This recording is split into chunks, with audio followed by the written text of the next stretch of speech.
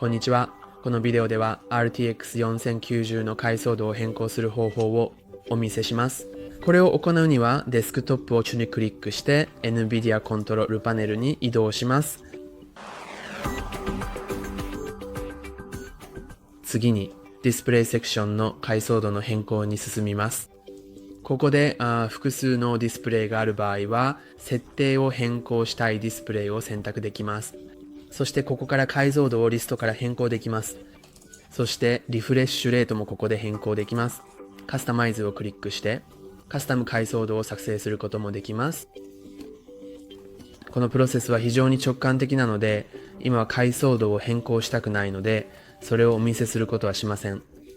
また、場合によってはデスクトップの揺り振動を変更することもできます。今日はこれで終わりです。いいねとチャンネル登録を忘れずに。また次回お会いしましょう。